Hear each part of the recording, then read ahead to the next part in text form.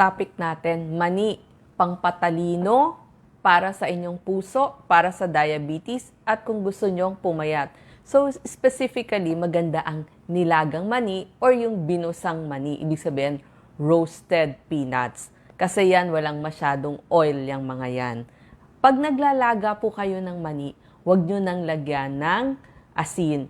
Konting-konti lang. Pwedeng puro tubig kasi meron na siyang taglay na sodium.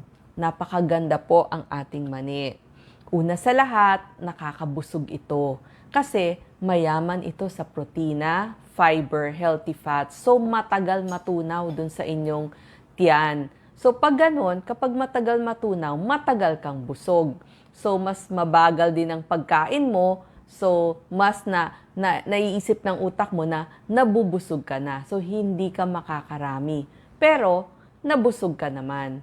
Kaya nga sinasabi, pwede ito pampapayat or para sa weight loss. Kasi nakita nyo, konti lang ang kanyang calories. Actually, yung 1/4 tasa, mga 116 calories. Ito po kasi babalatan nyo pa eh. Kaya nga maganda siya, matatagalan kayo. So, in the same way, matagal ang pagbabalat nyo, matagal kayong kakain, busog kayo agad, sabayan nyo lamang ng tubig. Tapos, ang maganda pa dito sa ating mani, marami siya. Lahat ng fatty acid na magaganda. Healthy fats, polyunsaturated fatty acid. So, pag sinabing fatty acid, nagpapababa ng risk ng pagtaba. At saka, yung mga nagpapababa rin siya ng yung pangmatagalang sakit katulad ng sakit sa puso, diabetes, at nakita nila, posibleng magpababa ng triglycerides. At itong mga fatty acids na to, maganda sa inyong balat, sa inyong utak, sa inyong puso, at sa inyong immunity. Kaya nga siya tinawag na brain food eh. Habang nag-aaral ka, kailangan malakas din ang immunity nyo. So bagay na bagay to sa mga batang nag-aaral at nagte-test. At maganda din sa inyong heart. So heart-friendly siya talaga. At nakita natin, yung 100 calories ang dami nun, mga 16 na piraso. Actually, so yung 100 grams, more or less, 16 hanggang 20 piraso yan. So, nagpapababa ng calories. Bakit? Sabi nyo, paano siya bababa? Wag naman isang kaldero ang kakainin nyo. Isa o hanggang 2 dakot lang. Kasi, ang maganda dito sa mani, hindi mo to madudurog lahat sa iyong ipin. Hindi ba? Matagal mong inunguya. So, ang mani, para makuha mo yung calories niya, kailangan durog na durog siya. Di ba may mga parts na hindi mo masyadong nadurog? So, yung parts na hindi mo gaanong nadurog, lalabas lang sa inyong dumi. So, usually, nakita nila mga 50 to 75% lang talaga yung na-absorb ng katawan mo. Kasi yun lang yung nadurog. So, ibig sabihin, konti lang talaga yung calories na magagamit mo. Kaya sabi ko nga, 1 hanggang 2 dakot lamang dun sa inyong palad. Pag nga may balat yan, akala mo nga ang dami-dami. Kaya ginagamit rin ito sa mga gustong magpapayat.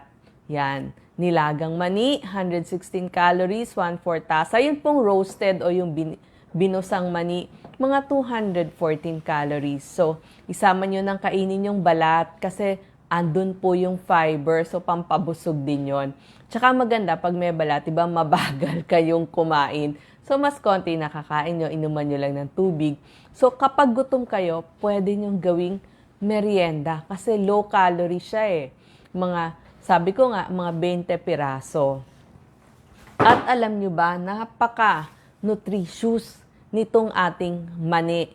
Isa to sa mga siksik, liglig ng nutrisyon na pwedeng kainin ng isang tao.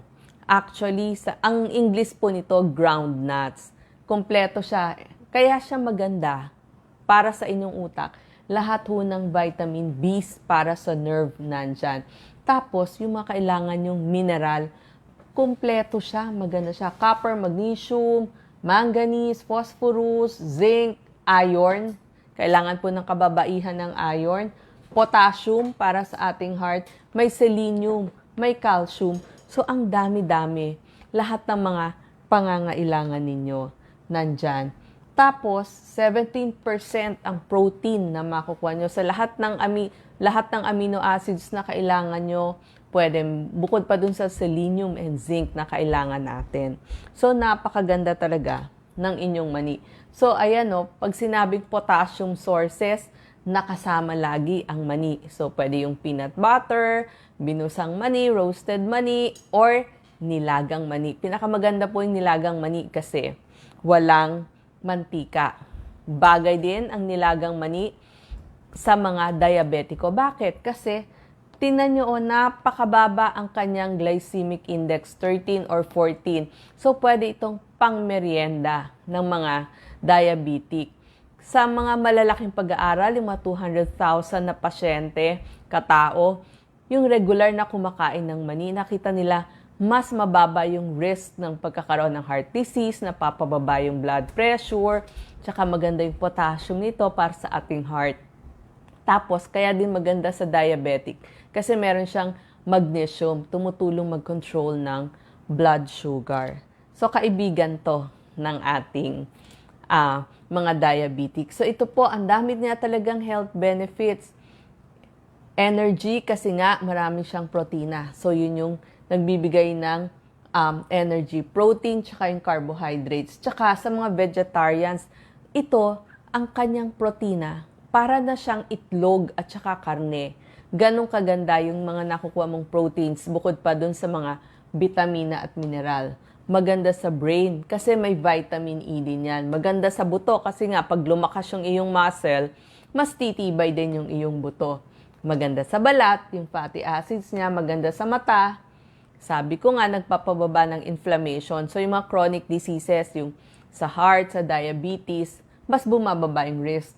Diabetic friendly kasi nga glycemic index niya 13 or 14. Maganda din po sa dugo. Bukod pa sa may folate siya. Protection sa heart, protection din sa iba't ibang cancer, katulad din na ng breast cancer. At nakita nila, maganda din sa mga mapababaing risk ng pagkakaroon ng bato sa abdo or gallstone. Kaya maganda, meron din siyang antioxidant, nakakapagbababa ng blood sugar, maganda din sa mga gustong magbuntis kasi meron siyang folate, at sa mga estudyante, nag-aaral, memory, at para sa mga seniors, para laging sharp ang ating brain. So, ang dami-dami. Yung sa cancer, nakita nila kasi meron siyang beta-sitosterol. So, yun yung nakakatulong sa pag-iwas sa cancer. So, ang pinaka-best talaga yung nilagang mani. Tulad siya ng karne, tulad siya ng itlog, kasi may carbohydrates, fats, protina, lahat ng Bs, lahat ng mineral na kailangan nyo. Pwede rin hong gamitin ang peanut oil.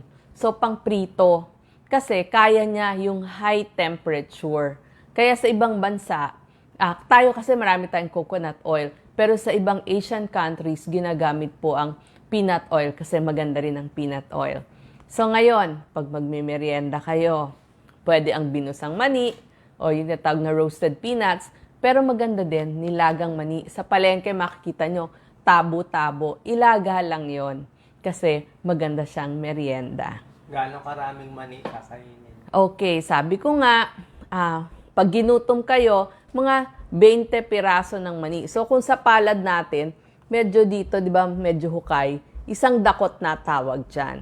20 piraso. Kasi pag binalatan mo, isang cup yun, may balat pa eh. So bilangin mo yung piraso, mga 20 hanggang, kung 2 dakot, 40 piraso. Sa mga may arthritis daw. Oo. Maganda kasi to, pangtanggal nga siya ng mga chronic inflammation o yung mga pamamaga. So, nakakatulong to sa may arthritis. Okay, so maraming salamat. Naliwanagan tayo tungkol sa nilagang mani.